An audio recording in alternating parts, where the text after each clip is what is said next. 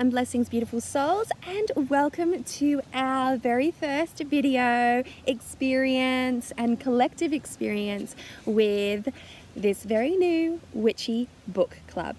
So I have chosen the Green Witch, which is an all magical read. It came to me via the Witch's Moon a couple of boxes ago. I haven't had a chance to read it because I have been traveling across the country. So this is my opportunity to read it. I know that this is a hot read at this moment in time. It's been out for a little while, but it suddenly became popular all at once.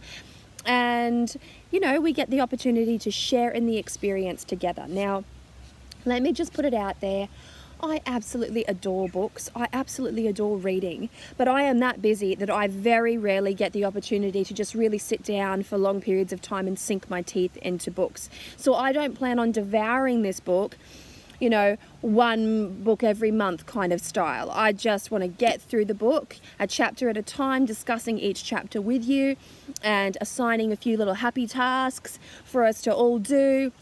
Hear your thoughts, your opinions, your reflections on this book, because I honestly think that a decent book club is something that really connects me to coven practices, and I will tell you why. You can sit there and devour books upon books on your own time, travel across country and listen to multiple audiobooks. It's a wonderful experience, and it is very just nurturing and nourishing and just passive entertainment, right?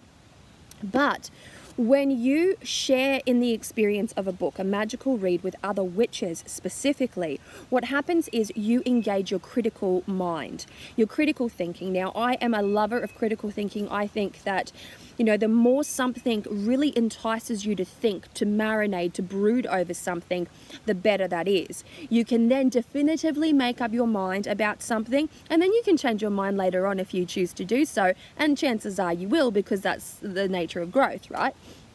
But it gives you a firm understanding of what you like, what you don't like, what you agree with, what you disagree with in this moment in your life. And then journaling about all of those yummy things will also help to encapsulate a snapshot of a personality that is currently in power, in play in your life. And then in 10 years' time, you might look back on some of these notes and go, holy shit, how far I have come, how far my mind has opened, or how I've regressed, or whatever.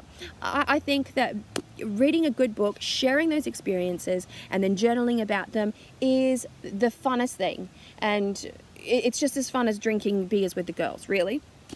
But it gives you an opportunity to just share, to learn, to grow, to open your mind, to expand on what you know, and to just have a very, very fun time with it.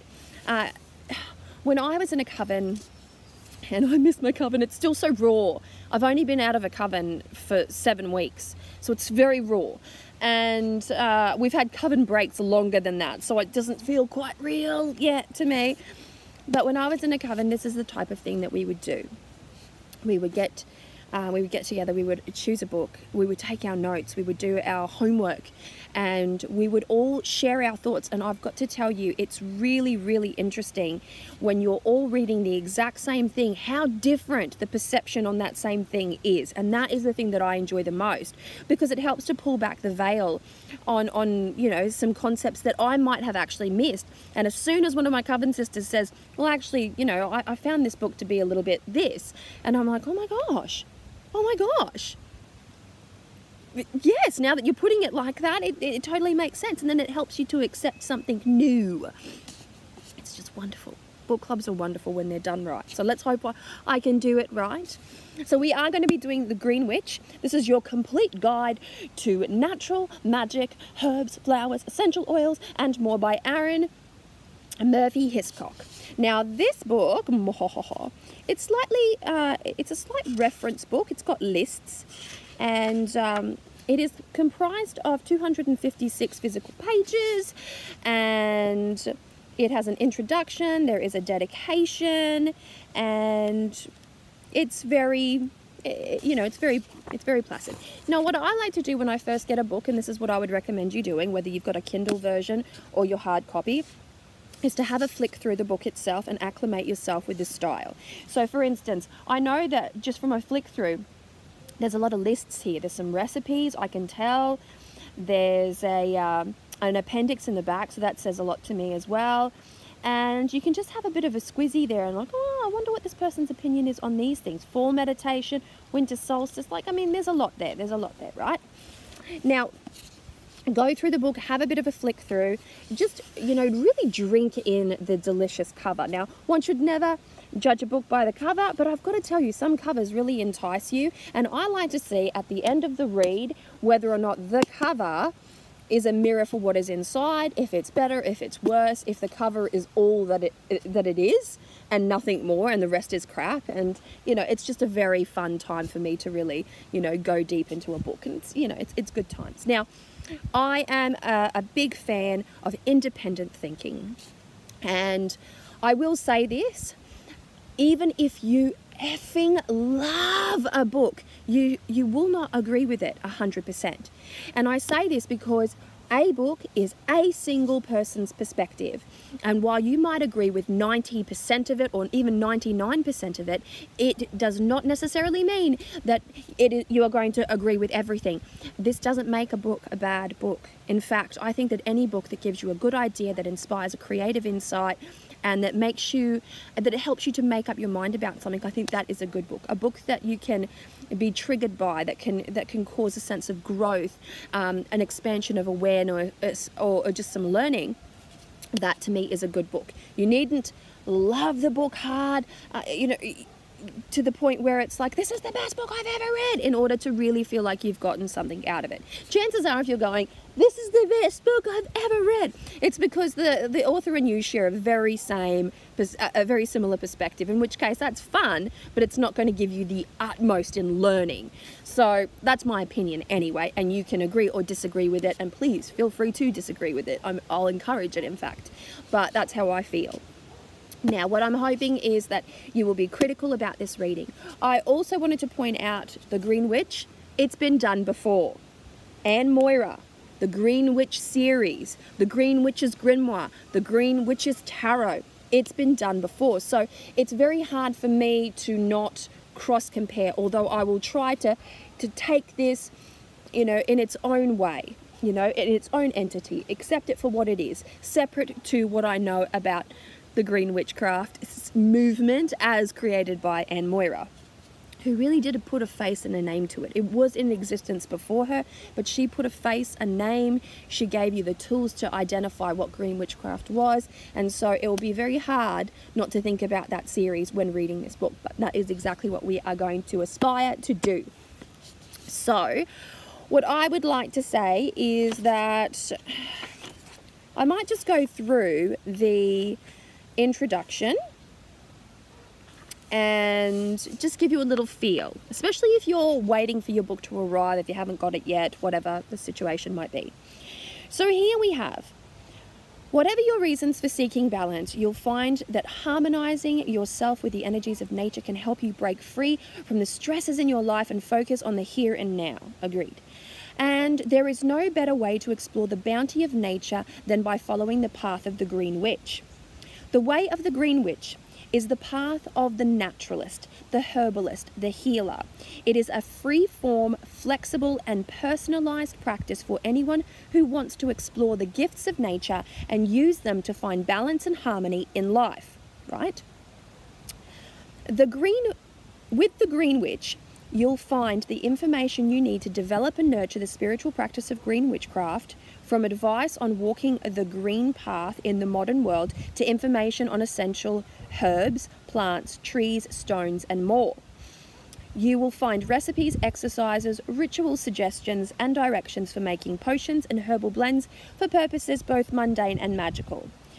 From issues such as history of the practice to creating your own individual traditions, the Green Witch is a positive and practical guide for the modern Green Witch trying to connect with nature in today's society.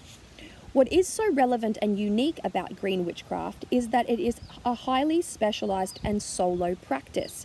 Not everyone will be drawn to the same things and practice in the same way. It's about finding a workable balance in your own life within your own setting. The Green Witch works closely with nature and its gifts. She uses natural elements to improve the well-being of the physical body, the spirit, and the environment, and works to establish a personal connection with the natural world. It may seem like a challenge to harmonize with nature in today's technological and industrial world. Fortunately, you don't need to remove or reverse modern influences. What you need to do is discover how to connect with your modern life, to the earlier knowledge that is waiting for you to find it again. The trick is to recognize the presence of green energy in the world around you and to see how it still operates. Listen to the world around you, open your heart, rebalance, and enjoy your journey. So that is the introduction, and then we enter Discovering the Green Witch, which is part 1, right? Now already, just from that introduction, I can see that she refers to witchcraft in a feminine voice. I can also see that she is gearing her witchcraft or her style of green witchery to anyone, no matter what setting you are in, and that's perfectly fine. I think that it's very healthy for a city witch to learn to truly connect with nature in the way that he can in their environment. So, chapter 1, what is green witchcraft? We already know that witchcraft cannot be contained to a single descriptive, so this is one person's descriptive. Chances are I can already feel myself going to disagree with this. Don't ask me why, it's my intuition speaking, but let's just have a quick flick through the very first chapter, because it starts with historically. Whenever somebody says historically, I'm like, how historical is it, love? Where's the point of reference for this historical overview? But that's okay. This is my critical thinking. I think we can have a bit of fun with our critical thinking, and you should have a bit of fun with your critical thinking. Otherwise, what's the damn point, right? So historically, a green witch lived apart, using the energies of plants and trees around her to heal others. Those who needed her service travelled to see her. See? All in the feminine tone. These days, a green witch is more likely to be living in the middle of a city or in the suburbs. She could work in any of a variety of fields, such as business, medicine, or teaching, or might be a full-time mum. All very lovely. The green witch isn't defined by where she lives or what she does to bring home a paycheck, nor is she limited to working with plants, trees, and herbs. She is not, as people might assume, defined solely by the particular way she expresses her spirituality or by the religion she follows. A green witch is defined by her relationship to the world around her, by her ethics, and by her affinity with the natural world. In essence, she lives the life of a green witch. She lives the green path.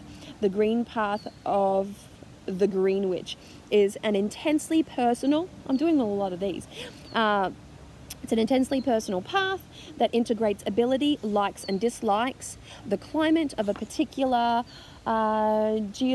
geographic location, and the interactions with the energy of that environment.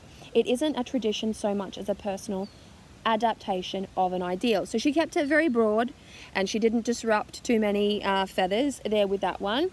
And now we get into the path of the green witch, and I'm not going to read all of this. I'm just getting, easing you into the feel of the book itself, and just know that we can be very good-natured, good-humored. We can be critical without being, obtuse about it, right? So far we have a lovely little read, all about natural magic, so the focus is going to be on green witchcraft. I'm going to very much enjoy, getting stuck into the activities here as well, and then creating our own activities together. Now, the very first happy task I'm going to give you is, it's a simple one, and that is rate this cover. When you look at this cover, what do you see? What does it make you feel? Utilize this in the form of a journal prompt, which brings me to the necessity of a journal and a pen. If you are the type of person that would like to use paints, then yes, you and I are kindred, and that is a thing that I will highly encourage. But your very first happy task is write the title of the book that we are exploring together, The Green Witch. Write the author's name, give her the credit that is due here, and then tell me what you see here in the cover. Tell me how the cover makes you feel. And then after you've decided on the cover, I want you to decide on the make and feel of the book itself. Is it a sturdy book? When you hold it in your hands, does your intuition tell you that there is wisdom inside it? Does your intuition tell you that, I don't know yet? You know, just decide on what it is that it makes you feel. And then when you go like this, and you have a little bit of a look and you go through the chapters and you just begin to acclimate yourself with the literature, how does that make you feel? So this doesn't have to be some long drawn out process for you, just your opinions, just your initial first impressions, your thoughts on the cover, on the content as you flicked through it. It's not a definitive analysis, and nor should it be engaged with as such. So have fun with this. Right, folks, so that is it. Let me just do a little recap. Critical thinking, let's keep ourselves quite happy about the whole thing, engage our humor, our curious minds. I encourage contribution, which is why I created a Facebook page for it, because Patreon doesn't let you contribute. I expect to see photos, I expect to see videos, I expect to see things, lots of interactions about this read, and for you to let us know exactly what we are up to. I'm going to be going over the full first chapter, and then once I have completed the full first chapter, I'm going to assign some happy tasks and some journaling. But for the beginning of this very initial first video, first interaction, let's just do that initial first impressions of the book itself based on appearance and the feel, of course, the vibe of the book itself. And then we can begin to launch into the next chapter. Now, I'm going to try to get through my chapters in a healthy way without placing ultra amounts of pressure on myself, because I am a busy person, and I'm sure you are all busy people as well. So let's just take it a step at a time, and I'll check in with you again in a week's time, let you know where I am with this, how I'm progressing with this, and so far how I'm finding it. There'll be happy tasks there, so do not commit to this unless you're prepared to do your happy tasks, okay?